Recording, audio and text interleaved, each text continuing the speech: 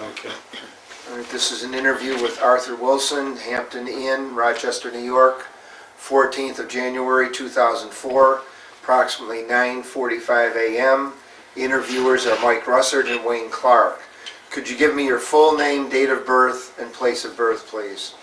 Arthur M. Wilson, and my place of birth is Rochester, New York, February 9th, 1930. Okay. What was your educational background prior to entering service? Just my high school degree, Okay. diploma, I should say. You enlisted? I enlisted in August of 1948. Why did you enlist and why did you select the Army? Well, they passed the draft just a short time before, and I thought, well, rather than wait around and be drafted later, I would join. And I gave the Coast Guard some consideration, but it was a 4-year enlistment for that, whereas the Army was 3 years. And I thought, well, I'll join the Army. Okay. Where were you inducted and where did you go for your basic training? Well, I was inducted in Rochester, and I took my basic training in Camp Breckenridge, Kentucky. Okay. Have you ever really traveled much prior to that? Not very much. Pennsylvania, Canada, and that's about all. Okay, so you're about 18 years old. Did you get homesick or? I wasn't homesick. You weren't? No. Actually, after high school, I worked for a year as an apprentice draftsman. And it was a shop, it was Merchant Dispatch Transportation in East Rochester, where they built railroad cars. And I was, our drafting department was overlooking the main line of the New York Central. And I would very often look out the window and see the trains going by, and I often thought, oh, that'd be kind of nice to take a trip on the train. So, in that way, I was kind of anxious to do some traveling. Okay. Could you tell us about some of your experiences in basic training when you were in? Well, it was the usual basic training, I think, that they gave everyone, the marching and the classes, the rifle range, physical training, and so on. We had about 8 weeks of that. Now you ended up in the Signal Corps. Did you take any tests to go into that? Yes, after we were in basic a week or two, they gave us tests, and they gave us some options of picking schools and so on.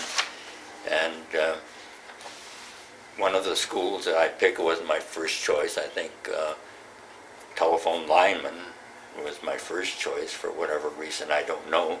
But anyway, my second choice was radio repair, and that's what they gave me, radio repair fixed station.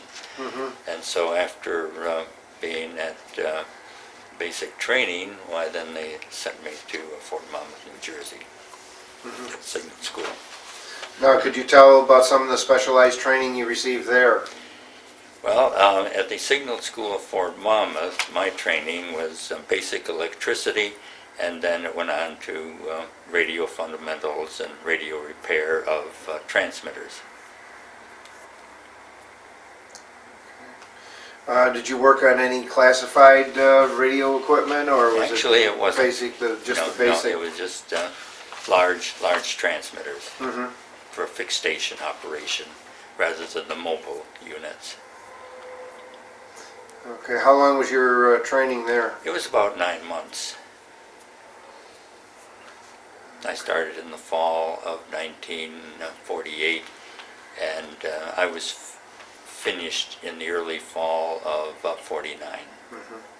Okay, where did you go from there? From there, I went overseas, and when we landed in Bremerhaven, Germany, and our first stop was Marburg, which was a replacement depot, after being there a week or two, then I was sent to Frankfurt am Main, Germany, and there I was assigned to the 7772 Signal Service Company. Mm-hmm. And there we operated a fixed station installation. We had a transmitter station in one part of the city. Over in another part we had the receiver section. And then in a third area, which was the headquarters for the High Commissioner of Germany after World War II, the occupation forces. Mm-hmm. Our radio control was in the basement of that, and we had antenna towers on the roof of that building. And, excuse me? How many men were in your unit approximately? I would say in our company we probably had 150, give or take some. We were kind of spread out as far as our work was concerned, so you never saw everyone all at once. But, were all of you billeted in the same area, or were you separated? Well, even when I first got there, we were at Gibbs Barracks, right across from the 97th General Hospital. It was an Army hospital right across the road. And we were all there, and then they would take us out to our various spots where we worked by jeep, or in some cases you might have to take the streetcar if we were going down to the IG Farben Park building where the radio control was.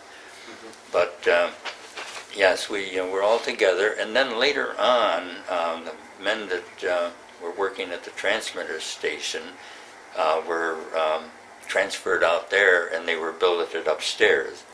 That happened to be an old German Army cavalry building, and the transmitters were downstairs on the main floor, and then upstairs we had our day room and room where we slept. Did you work every day, or did you work on shifts? Or Actually, we had to keep the communications going 24 hours a day, 7 days a week, year round. So it was shift work. And when I was, in either one, both when I was at the control and transmitter station, we would work, I think it was 6 days on and 2 days off. And we just got rotated, and then you'd rotate shifts. You'd work the evening shift, you'd work the midnight shift, you'd work the day shift. okay. Yes. Did you have any unusual duties at all while you were there, or? I wouldn't say it was unusual when we were radio control. Of course, that was where all the communications came in together. We were handling communications for not only the military, but the State Department as well. Our transmitters, our large transmitters, provided communications with WAR in Washington Army Radio, and a lot of the communications that went through were encrypted, and we had a switchboard in there, and we operated there. And then when I went out to transmitter station, let's say we slept there, and then again it was shift work. A lot of it was just maintaining the equipment and being there, changing frequency because atmospheric conditions change. So we would change frequency. We get a telephone call when the communications weren't coming through in Washington too well. They would tell us to switch to such and such a frequency, and then we'd have to do that. No, did you carry weapons at all, or?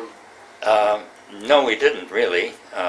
We had 3 or 4 submachine guns, Thompson submachine guns, underneath our console, but they were locked up, and I don't have any idea where the key was. Did you see any evidence still from the destruction of World War II? A lot of it, yes. They were starting to do some rebuilding and cleaning up, but there was an awful lot of rubble, construction buildings that had been bombed out. I will say they were the neatest piles of rubble, though. You never saw a lot of litter and dirt. You know, the Germans were very clean, and they kept things picked up, but yes, there was a lot of rubble and so on there. Did you have much contact with the German people themselves? Quite a bit, actually, because we had several of them working right in our transmitter station. Matter of fact, actually the main part of the maintenance of the transmitters was done by a German engineer. And they had him hired there, and he did a lot of it, and then of course we helped too. Now, had he been in the German army? Yes, he had, Uh-huh. yeah. And then we had a couple of cleanup men that worked there. And then in radio control, when I was there, we had a couple of Germans that worked in that facility with us. And actually, as it worked out, my aunt's cousins lived in the outskirts of Frankfurt, and I actually went out and visited them a few times. So, Now, could you speak German? a little bit. The Army gave us classes, offered us classes if you wanted to take them, in what they call GI German, which was learning the basic language, but not with a lot of grammar and so on.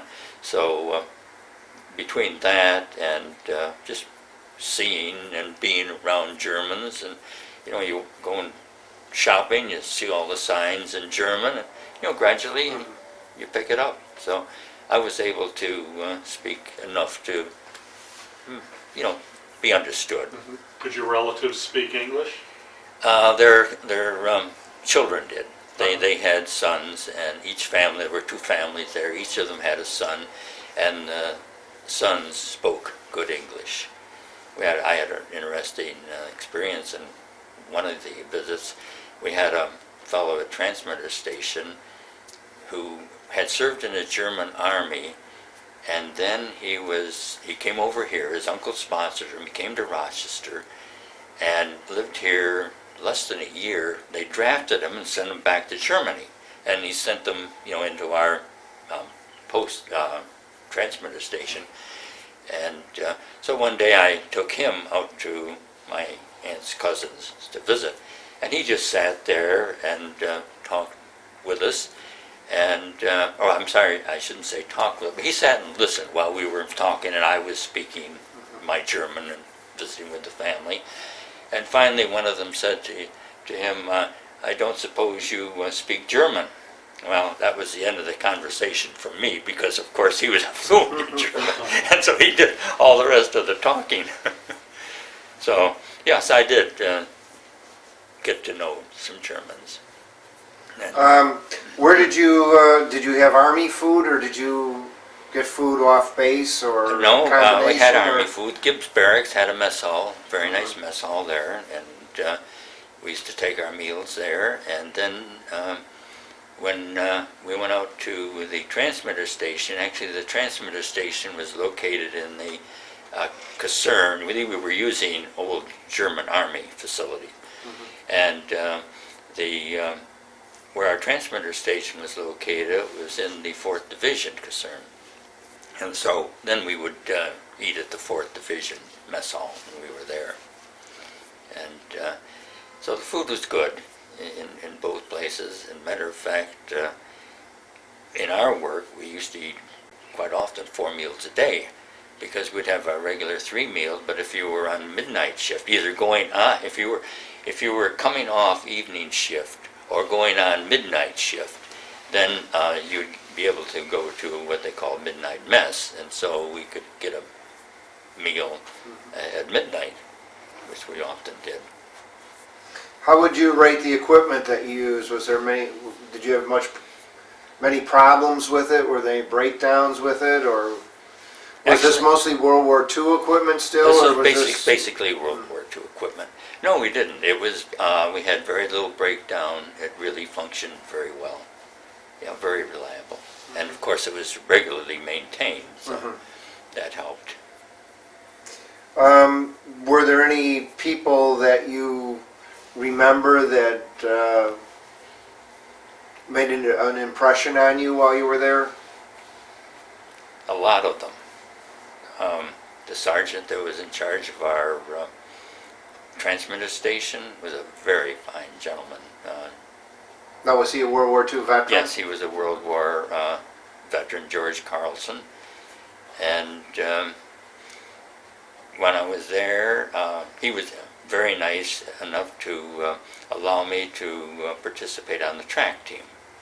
I still worked my hours there, but what he did do is when I had to go out off on a meet, he would let me change my shift duty with somebody else, and I'd work for these other people, and then, we'd work it out. And so, he let me be So this was the Army track team? the Army track team from Frankfurt Military Post track team. And the coach of that track team was a very nice gentleman too. Can't think of his name for the moment. Major Heinz, Major William Heinz. Actually, he was a dentist at the dental dispensary, but he was a major in the Army. Very, very fine man. And the fellows I worked with were just a wonderful group of young men. Matter of fact, I really felt sad when I left because of, being away from I knew I'd be away from them, and most of them I'd never see again, although Sigurd, the German fellow that I was telling you about, he came back to Rochester, and we've been friends ever since, in contact with each other, either personally or by phone. So he still lives here in Rochester? Well, in the Bristol Hills. Mm-hmm. Yeah, he came back to Rochester, and then after he retired, he moved down to the Naples area. And we've kept in contact. And then another fellow, I met him at Fort Monmouth, New Jersey, when I was in signal school. He was the next bunk to mine. And he went to the Army Security Agency School in Carlisle Barracks, Pennsylvania, which is that's now the War College, located at Carlisle Barracks. And then, ironically, after I was over there in Germany a while, one day I looked out and here's Pete. He had been moved into the barracks right next to mine at Gibbs Barracks. Well, after a while, he got shipped out of there, and he went up near Castle, I think it was. And so we got together 2 or 3 times during the time. We'd meet like in Switzerland. We'd go skiing there, and I went up there to where he was stationed, and we, did some traveling around there. And then I got shipped home, and I walked into the mess hall at Camp Kilmer, and who's standing there washing the table? It's Pete. And we ended up riding out on the same bus when we were discharged, which is really quite ironic how our paths seemed to cross. Did you ever feel any tensions with the Soviets and so on? The presence of the Soviets in Germany at that time, did you ever feel any tensions? We were aware of the Russians there, and I remember we used to have a radio communication with Berlin, and occasionally I'd talk to them, but evidently there wasn't too much going on at that time. Fortunately, the tension was there, but I think political more than that affected the average soldier. Did you ever get to see any USO shows at all? Or were there any come around? I don't think I did. I can't recall having seen them. Okay. When were you finally discharged? I finally received my discharge in 3rd of June 1952. I had enlisted for 3 years, and then during the Korean War, they extended our enlistment a year, but then when it came time for discharge, they let us out just short of that. So I ended up with 3 years, 9 months, and 17 days of service. How much time did you actually spend in Germany? About 2 years and 7 months. Oh, that's quite a long hitch. It was, but it was very interesting Mhm. because Frankfurt was just an ideal place to be stationed. You were, in a fairly large city, so there was whatever there was to do and see in Frankfurt.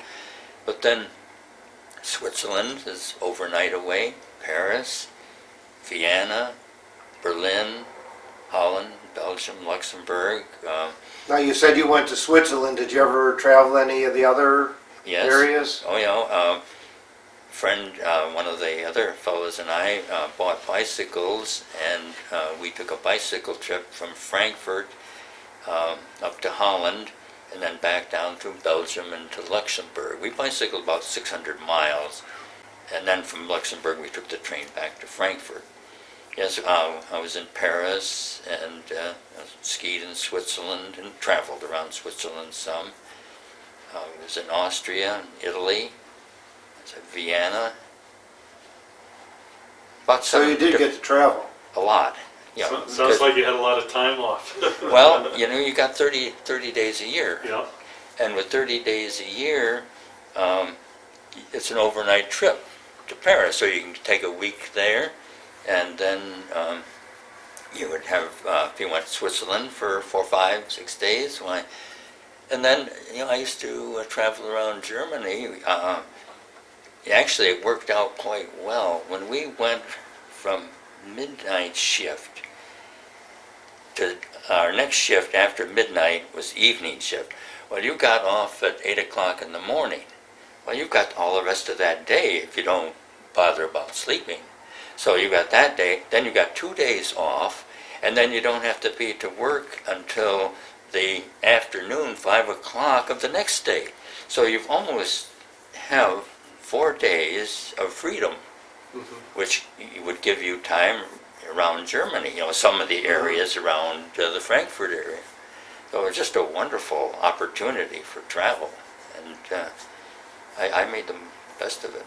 I mean, I went every chance I got. And then when we had our track meets, we had track meets in Schweinfurt and Heidelberg, Nuremberg, for some of them.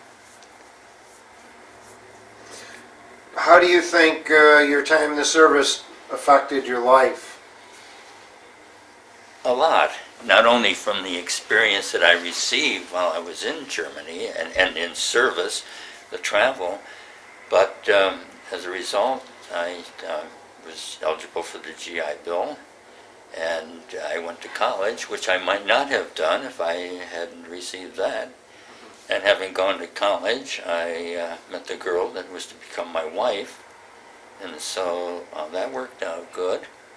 And so it's really had a profound effect on the direction of my life. I don't know which direction it would have taken if it hadn't been for the military. And you have maintained contact. You made some friendships then while you were there too that you've maintained. Oh yes. Actually, these two that I told you about, well, this Pete Hogan that I mentioned, we have kept contact, and we visit with each other every year.